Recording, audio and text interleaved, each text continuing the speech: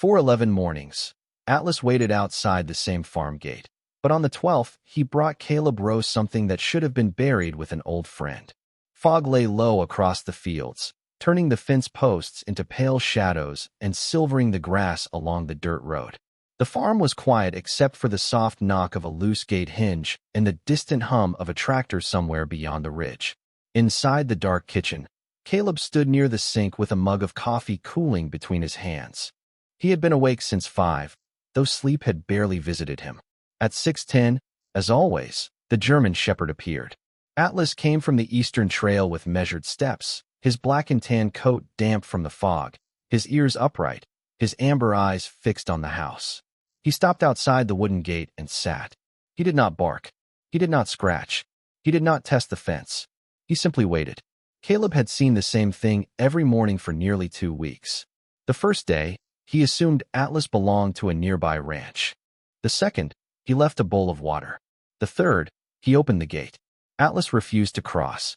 Instead, the dog walked 20 paces east along the fence, turned, and looked back. Caleb did not follow. Atlas returned to the gate and sat until sunrise cleared the fog. Each morning after that, the pattern repeated. Caleb had started timing it. 6:10, never 6:9, never 6:11. The precision unsettled him more than the waiting. This morning, something rested on the ground between Atlas's paws. Caleb set down his coffee and stepped onto the porch. The air smelled of wet earth, cedar, and old hay from the empty barn. He crossed the yard slowly, his boots darkening with dew. Atlas watched him approach, but did not move. "What have you got there?" Caleb asked. His voice sounded rough in the open air. The dog lowered his nose toward the object.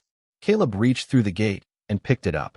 It was a military wristwatch, scratched along the glass, the leather strap cracked with age. Mud filled the grooves around the metal face. The hands had stopped at 6:10. Caleb turned it over. On the back, beneath years of wear, were 2 engraved lines. "Oh, Hale. 2nd Platoon." His fingers tightened around the watch.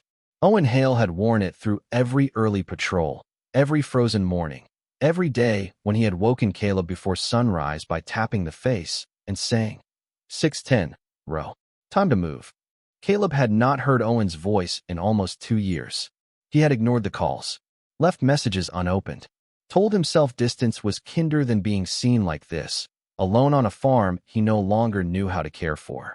Atlas stood, walked 20 paces east, and looked back. This time, Caleb opened the gate. The German shepherd did not enter. He waited on the road, one paw lifted, as if the invitation had never been for him.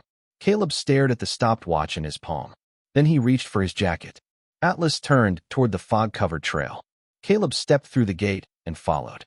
Caleb followed Atlas beyond the gate, though every step felt like a question he had spent 2 years avoiding. The eastern trail ran between low fields and a line of weathered fence posts, then disappeared beneath a stand of eucalyptus trees silvered by fog. Atlas moved at an even pace, never pulling too far ahead. Every few yards, he glanced back to make sure Caleb was still there. The watch felt heavy in Caleb's hand. "Oh, Hale. 2nd Platoon. 6:10. The numbers had once meant movement, duty, and another day begun beside men who knew one another without needing explanation. Now they belonged to a life Caleb had folded away and locked behind farm gates, unanswered calls, and rooms he no longer used. He had inherited the property after his father died and told everyone the quiet would be good for him. For a while, even Caleb believed it. He repaired fence lines that did not need repairing. He oiled hinges on an empty barn. He checked the tractor every morning though there were no crops to bring in and no animals left to feed. At night, he ate at the corner of a table built for 6, leaving the other chairs pushed in as if no one had ever sat there. The radio stayed on low in the kitchen, mostly weather reports and local talk, enough sound to keep the house from admitting how empty it had become. Messages from former Marines gathered on his phone. Invitations. Check-ins. One from Owen every few weeks, then every few months, then nothing. Caleb never deleted them. He simply never opened them. Atlas slowed near a break in the trees and turned toward him. The dog's collar was old brown leather, worn smooth at the edges, but there was no identification tag attached. Caleb had noticed that on the first morning. He had also noticed how well Atlas carried himself. Not like a stray. like a dog trained to wait, observe, and choose carefully. The strange part was that Atlas never asked for entry. On the fourth morning, Caleb had opened the gate wide and placed food just inside. Atlas remained on the road. Only when Caleb stepped outside did the dog eat. Even then, he kept his body angled east, toward this trail. On the sixth morning, Caleb had followed for 50 yards before turning back. Atlas returned with him without protest, sat outside the gate, and came again the next day. On the ninth, Caleb had made it to the first eucalyptus tree. He stopped when the farmhouse disappeared behind the fog. The distance had suddenly felt larger than the field. Atlas had looked at him, then walked back to the gate. He never forced the choice. That patience unsettled Caleb more than insistence would have. The trail widened near a dry creek bed. Atlas stepped over loose stones and continued toward an old county road Caleb had not used since childhood. Caleb checked his phone. No signal. The fog thinned slightly, revealing low hills and the shadow of another property lying nearly a mile away. He thought about turning back. The farm was secure. The coffee was still on the counter. Nothing required him to keep walking. Atlas stopped. He did not look toward the road ahead. He looked directly at Caleb. The watch lay cold in Caleb's palm, its hands fixed at the same minute Owen used to call him into motion. "You knew he would recognize this," Caleb said. Atlas tilted his head. Caleb almost laughed at himself. Instead, he slipped the watch into his jacket pocket. "All right," he murmured. "Show me." The dog resumed walking.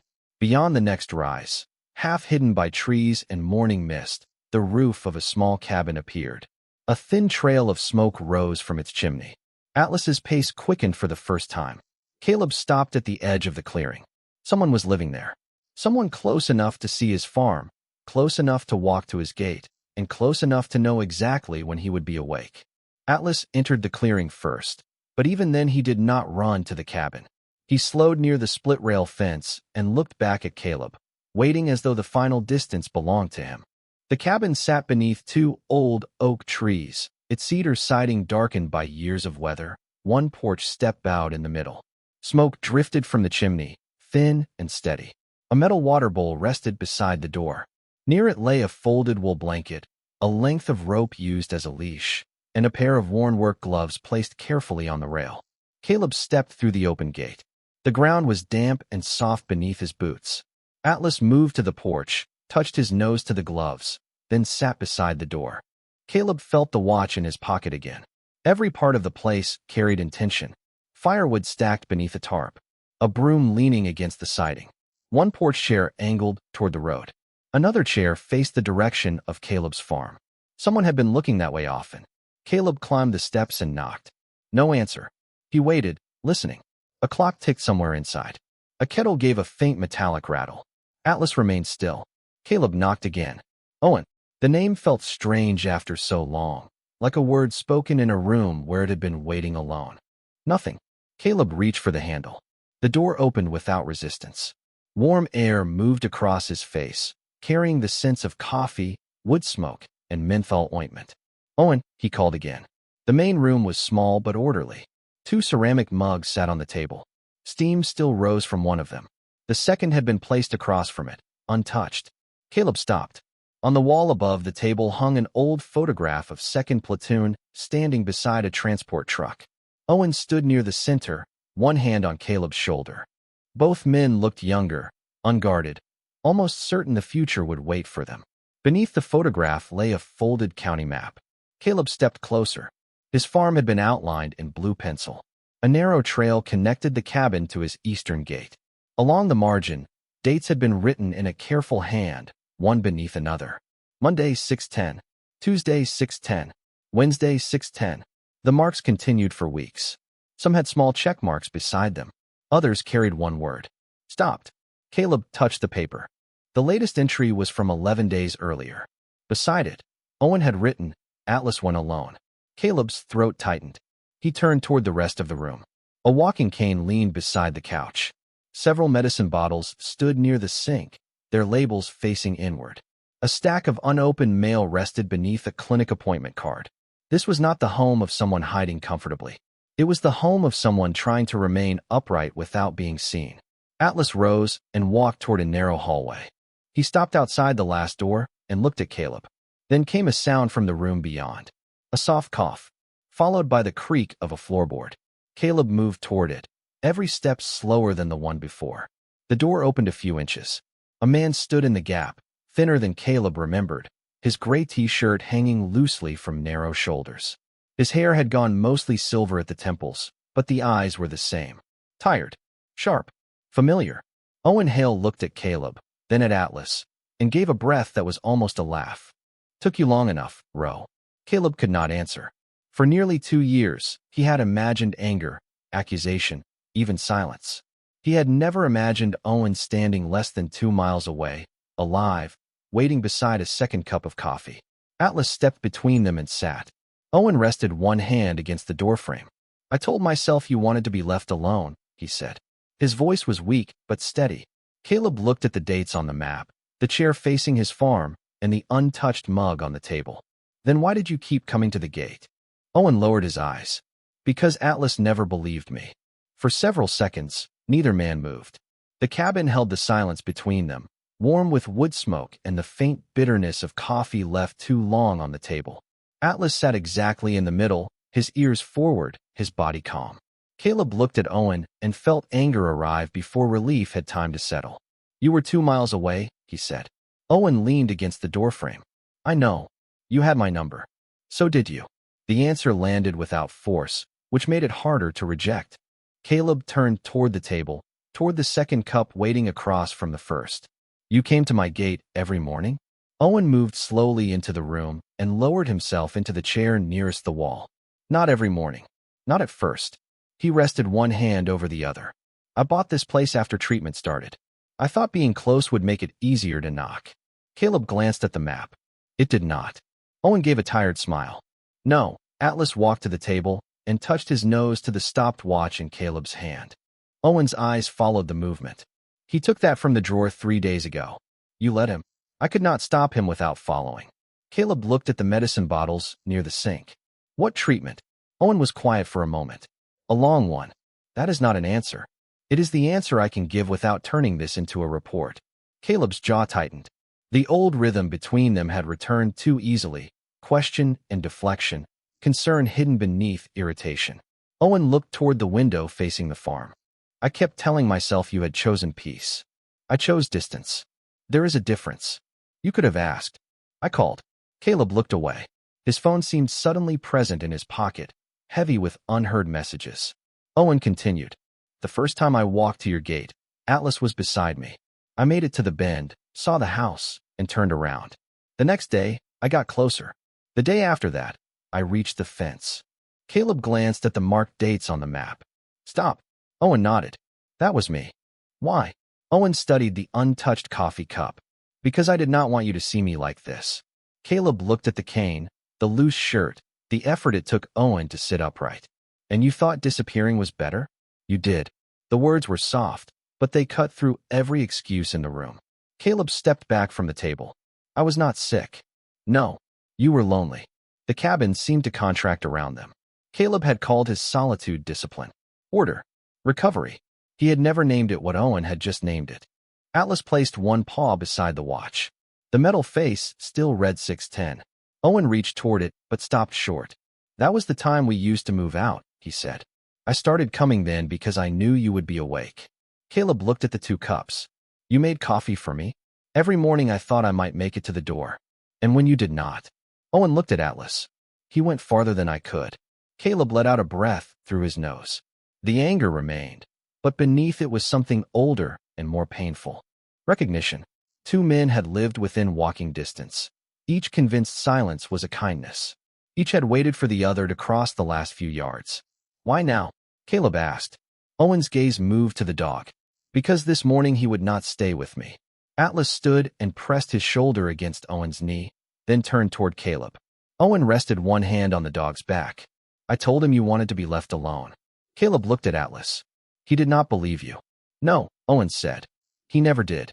Caleb looked at the untouched cup across the table and finally sat down. The chair creaked beneath him, familiar in the way old furniture often is, as though it had been waiting for his weight. Owen reached for the coffee pot, but his hand shook before he could lift it. Caleb noticed and took the handle without comment.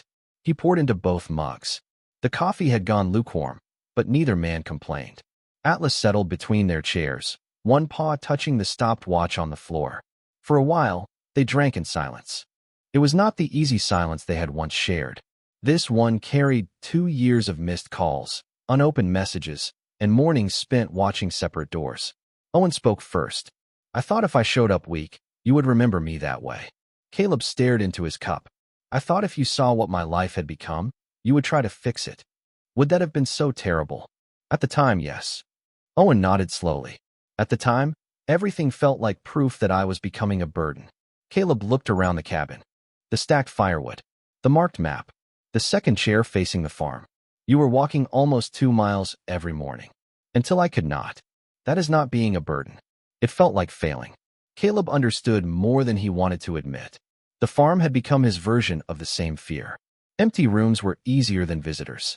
Broken fences were easier than conversations. Work could be completed. People could not. "I stopped answering because I did not know what to say," Caleb said.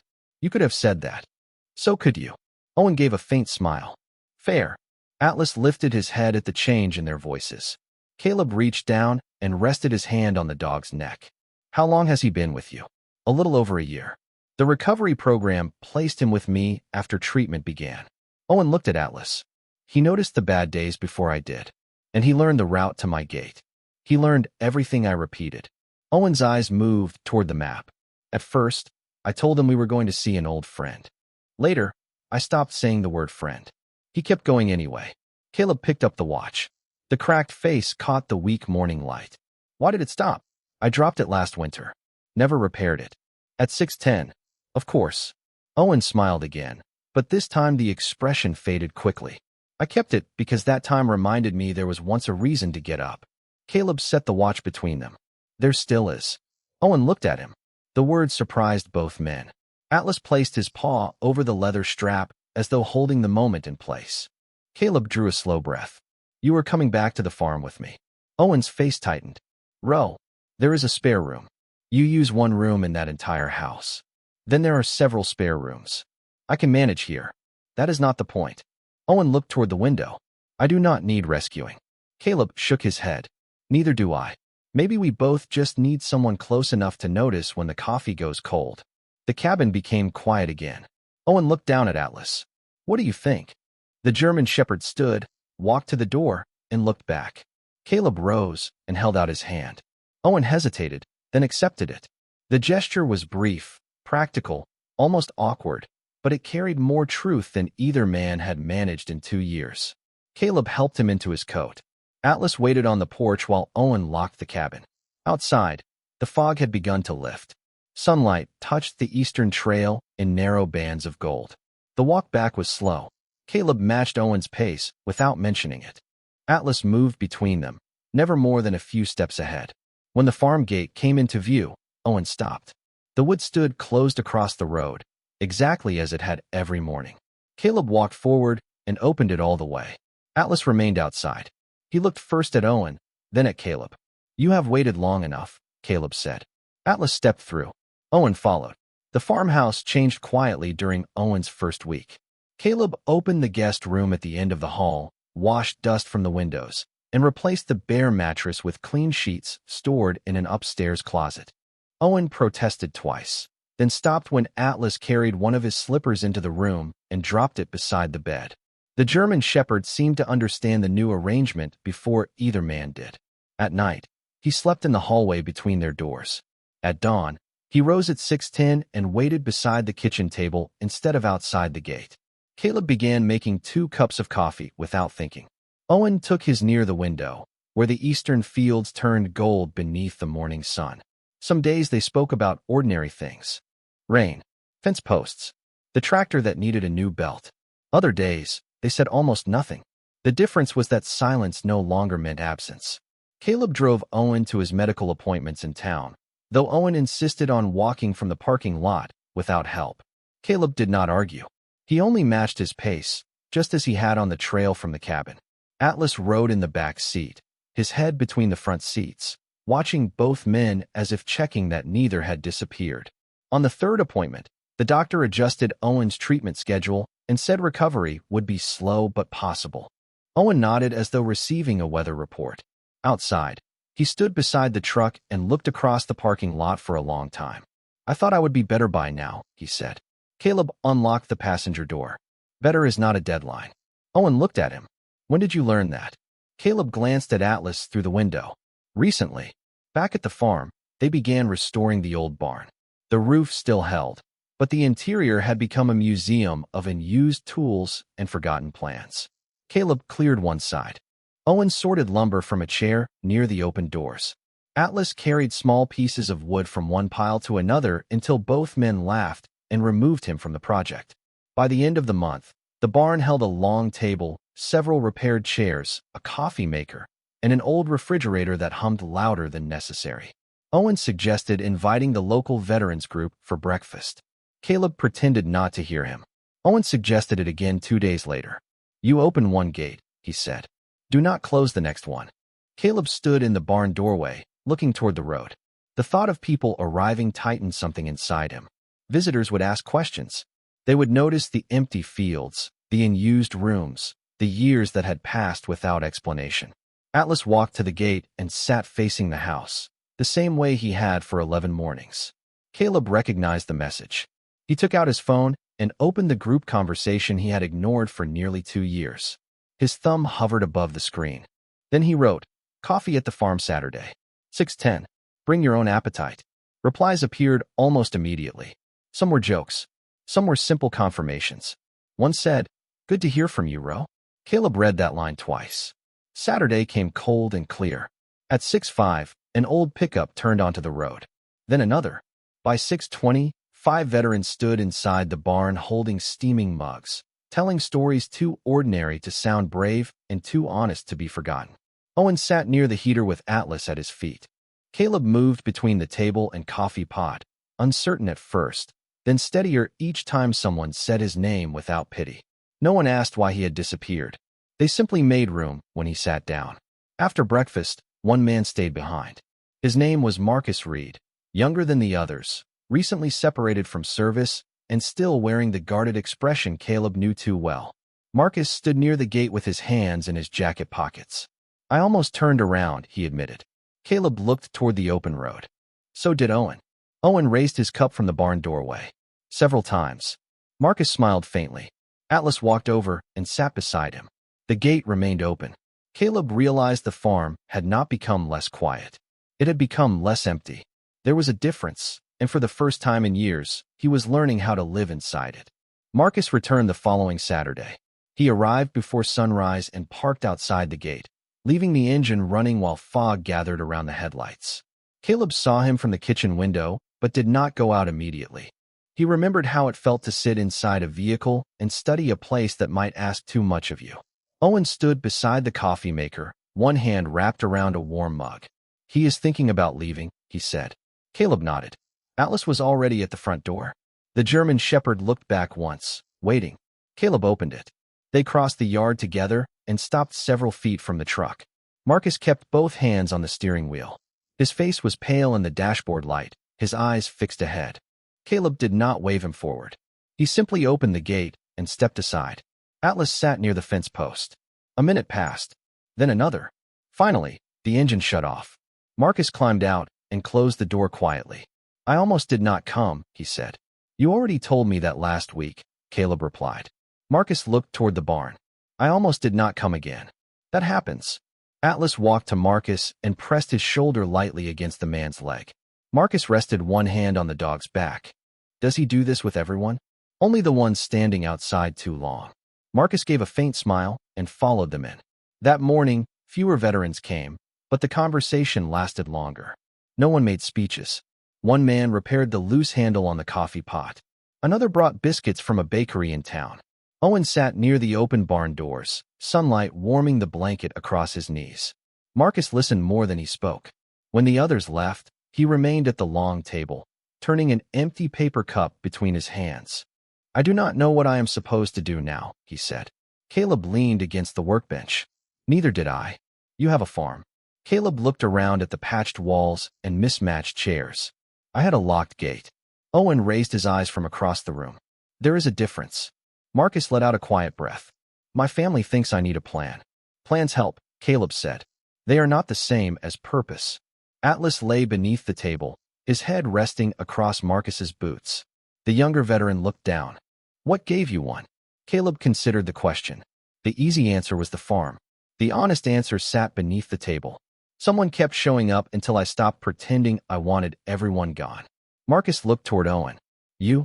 Owen shook his head. The dog. Atlas opened one amber eye.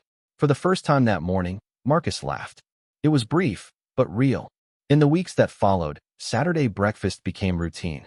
Some mornings 6 veterans came. Other mornings only 1. Caleb never counted attendance. Owen said that counting made it feel like a program, and none of them needed another place where progress was measured. They repaired the barn one board at a time. Marcus helped build shelves for donated books and tools. Another veteran brought an old radio. Someone painted a small wooden sign and hung it beside the gate. It read simply, "Coffee is on." Caleb almost took it down. Then he saw a truck slow on the road, pause, and turn into the drive. Atlas began waiting near the gate each Saturday, but no longer outside it. He stood on Caleb's side now, watching for headlights through the morning mist. Owen grew stronger slowly.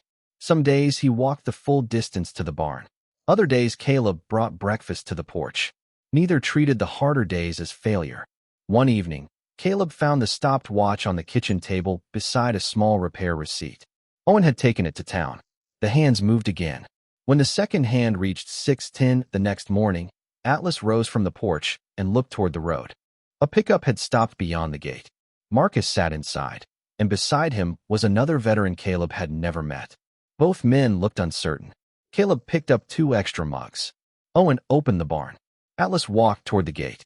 This time, Caleb did not wait for the dog to ask. He went with him. Marcus climbed out first, then walked around the pickup and opened the passenger door. The man beside him remained seated for several seconds, one hand resting on a canvas bag in his lap. He was older than Marcus, but younger than Caleb, with tired eyes and a gray jacket zipped to the throat. Atlas stopped a few feet away and waited. He did not crowd the stranger. He simply stood where he could be seen. Marcus spoke quietly. This is Daniel Price. Daniel looked toward the barn, where warm light spilled across the gravel. The smell of coffee drifted through the open doors. Voices carried from inside, low and unhurried. You said there would not be questions, Daniel said. There are always questions, Marcus replied. You do not have to answer them. Caleb opened the gate wider. You can stay for 5 minutes, he said, or sit in the truck. Coffee works either way. Daniel studied him, perhaps expecting persuasion. Caleb offered none. At last, Daniel stepped down. Atlas moved beside him, but kept enough distance to leave the choice intact. They crossed the yard slowly. Inside the barn, Owen had placed 2 fresh mugs at the end of the table. He did not ask Daniel where he had served or why he had come. He only nodded toward an empty chair. That one does not wobble, he said. Daniel sat. For nearly 20 minutes, he said nothing. No one seemed bothered. A retired Navy mechanic argued with Marcus about the proper way to sharpen a mower blade. Someone passed a plate of biscuits. Caleb poured coffee and listened to the room breathe. It was not therapy. It was not a meeting with rules. It was simply a place where silence did not need to be defended. Daniel eventually removed his jacket. Then he set the canvas bag beneath his chair. Atlas lay beside it, his chin resting on his paws. I have not slept through the night in months, Daniel said without looking up. The conversation softened, but did not stop. Owen took a slow sip from his mug. Atlas used to wake me before I knew I was awake, he said. Daniel glanced down at the dog. What did he do? Sat beside the bed and waited for me to notice the room was still there. Daniel's hand tightened around the cup. Caleb recognized the look. It was the expression of a man hearing that someone else had survived a private hour he had believed belonged only to him. Does it get easier? Daniel asked. Owen considered the question. Some mornings do. Caleb added. And on the others, somebody makes coffee. Daniel looked around the barn. Nothing in his face changed quickly, but his shoulders lowered a little. That was enough. After the others left, Caleb found Owen standing beside the repaired watch near the kitchen window. The second hand moved steadily around the face. You know this is becoming something, Owen said. Caleb looked toward the barn, where Marcus and Daniel were stacking chairs together. I know. Does that scare you? Yes. Owen smiled. Good. Means you are paying attention. Over the next several weeks, the farm settled into a new rhythm. Caleb kept the gate open on Saturdays and unlocked it earlier on days when appointments, phone calls, or hard weather made company useful. Owen placed a notebook near the coffee maker where visitors could leave a name, a number, or nothing at all. Marcus began bringing Daniel every week. Sometimes Daniel entered the barn. Sometimes he sat on the porch with Atlas. No one called either choice progress, though both were.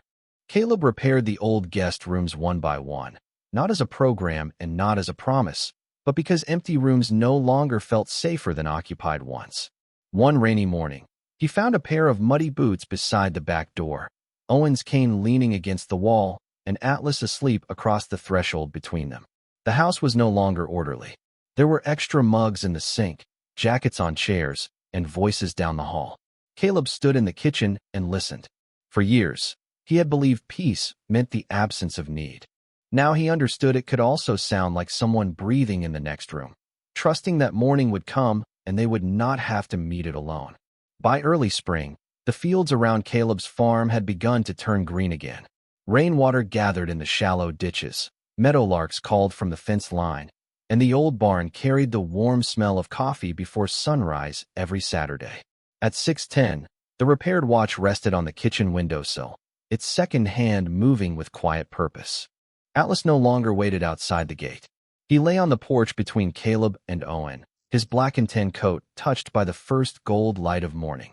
Marcus arrived a few minutes later with Daniel beside him. Behind their pickup came another truck Caleb did not recognize. It stopped on the county road but did not turn in. The driver remained inside, both hands on the steering wheel. Caleb watched through the steam rising from his mug. Once, he would have waited for Atlas to make the first move. Once, he would have told himself the man probably wanted privacy. Owen stood slowly, steadier now but still careful. "Looks familiar," he said. Caleb nodded. Atlas lifted his head. The three of them crossed the yard together. The wooden sign beside the driveway moved gently in the breeze. "Coffee is on." Caleb opened the gate and left it wide. The truck engine continued running. Through the windshield, the driver looked toward the barn, then toward Caleb. He was young, perhaps not yet 30, wearing a faded cap and the expression of someone who had rehearsed leaving before he arrived. Caleb did not wave. He did not call out. He simply stood beside the open gate. Owen waited a few feet behind him. Atlas sat between them, calm and watchful. A full minute passed before the engine shut off. The young man stepped from the truck.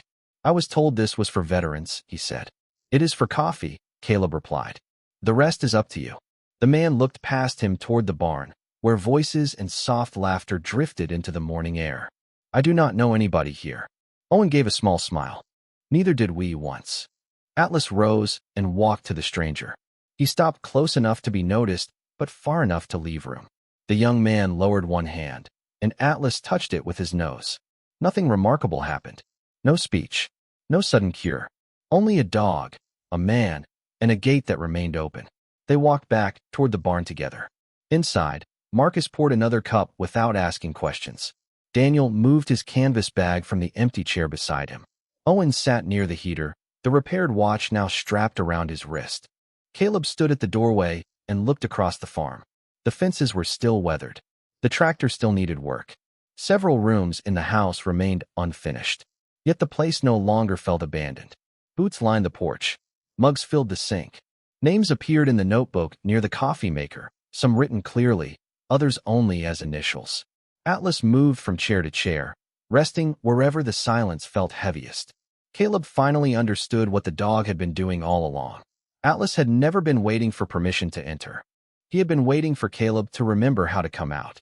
Later that morning, when the sun rose above the eastern ridge, Caleb returned to the gate.